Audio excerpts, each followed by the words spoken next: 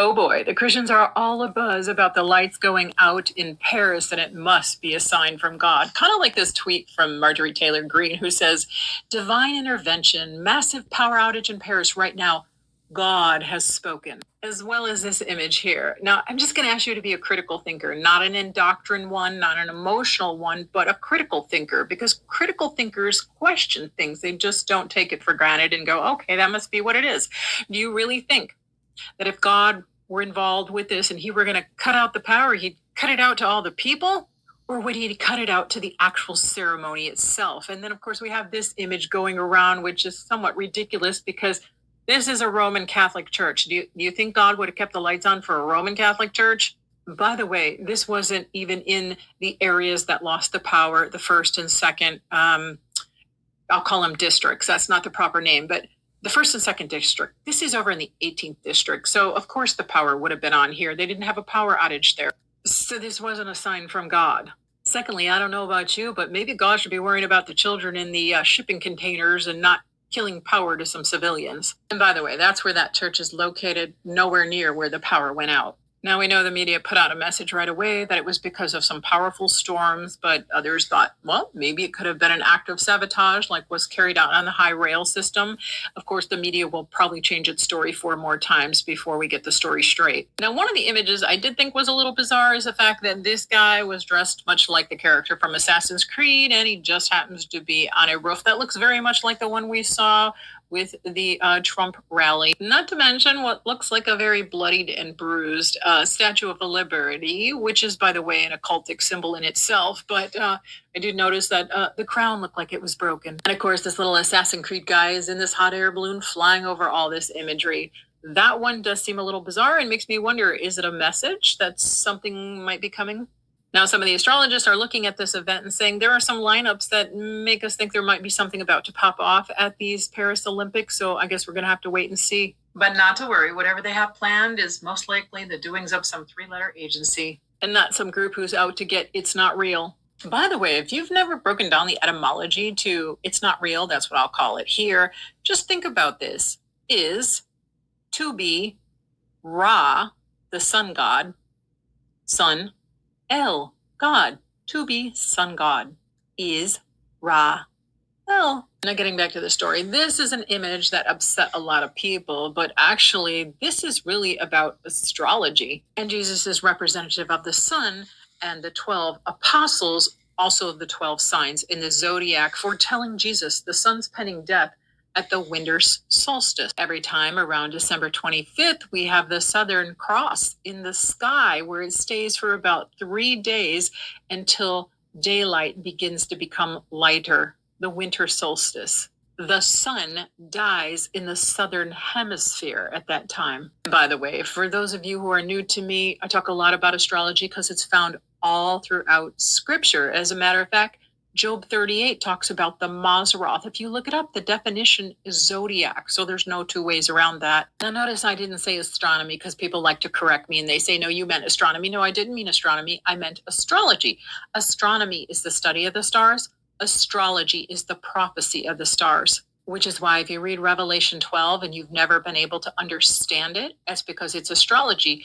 The woman, Virgo, clothed in the sun and the moon beneath her feet, with a great red dragon at her feet. And the 12 stars, or the crown of 12 stars above her head, is the constellation of Leo, with Venus, Mercury, and Mars present, which if you were following me when I had an account which had 100,000 before it got banned, I talk about all of this in those videos, which I will hopefully upload again for people. Now, the imagery that does concern me here is the bull, because right now we're in the age of Aquarius, which is enlightenment. It's Christ consciousness. It's the people. Taurus, which is the bull, and was very much about Abrahamic law and sacrifices. And if you don't understand Abrahamic law, that's a rabbit hole you'll definitely want to go down, because I think that's an era they're trying to take us back to, and we don't want to go there. Now, another image that they had up here was this guy. People were calling the Blue Smurfs, that it had something to do with kids, but that's not what they're trying to put out here. It's the message of Dionysus. Here's another example of that. Now, the stories of Isis, Mithra, Krishna, Dionysus are all the same as the story of Jesus. Matter of fact,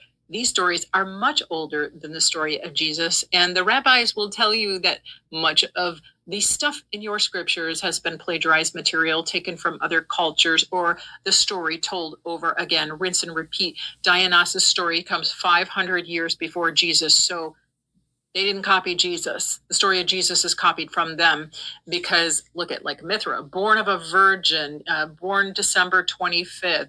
Dionysus, Krishna, all have pretty much the story that is the same. And Dionysus was born of a virgin, born December 25th, a traveling teacher, and he turned water into wine way before the story of Jesus. Now, this was another post I saw, and I'm not going to read it all, but it's basically saying they did a goof on Da Vinci's The Last Supper. Of course, when they mentioned Da Vinci, I couldn't help but think of this image of Jesus, because Da Vinci is famous for having painted this, but it's not Jesus. It's actually Caesar Borgia. See, Pope Alexander VI commissioned Da Vinci to paint this image of the Jesus using his son's image, Caesar Borgia. So every time you see this image, I want you to remember the fact that Caesar Borgia and Da Vinci were butt buddies. And hopefully by now we all know that J was not in the Hebraic language. So it's not really Jesus, it's Jesus, which makes sense as to why he also looks very much like this Greek carving of the god Zeus. Now I know what you must be saying by now, you need Jesus. But I was in the church my whole life for 50 some years, sat on a church board, did missions trips to Africa, inner city missions, spoke in tongues, and was a part of the prayer team and in the prophetic, had a relationship, as you'd like to call it, with Jesus Christ, until I really began to understand the teachings of Jesus when he told you the Christ is within you. The kingdom is within you. And if you're somebody who is on the fence about what you believe, and you're now beginning to question things because you've been lied to about everything, politics, religion, you pick the topic.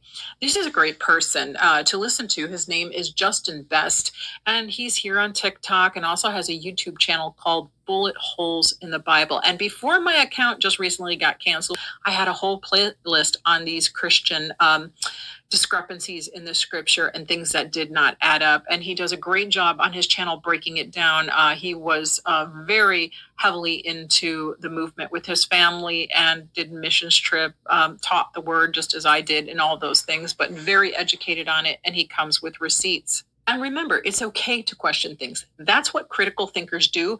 People who are brainwashed or in a cult absolutely will not question anything. They're absolutely terrified to do that, which reminds me of that scripture passage that says, perfect love drives out all fear. There should be no fear to ask questions and to investigate why you believe what it is you believe, and ask yourself, do I have all the information? And another great content creator who is on YouTube is Archaic, somebody whose father was a Southern Baptist pastor, came out of the church indoctrination. And this man comes with the receipts as well. Lots of historical evidence and articles, and talks about many of the books that have been left out of our scriptures. So just to recap, if we're going to blame God for the lights going out, we need to really ask why he didn't make them go out at the ceremony instead of on the innocent people. And then maybe ask yourself, why isn't he taking out people like the Roth Childs or any of those people? You know, when all that stuff happened with the trains and the derailments, why did the innocent people get punished and not the people creating all this chaos? Those are some things you really need to ask yourself. This wasn't God, in my opinion. If anything, this was man creating some more chaos. Religion and politics, the two greatest brain control mechanisms ever to be used on mankind.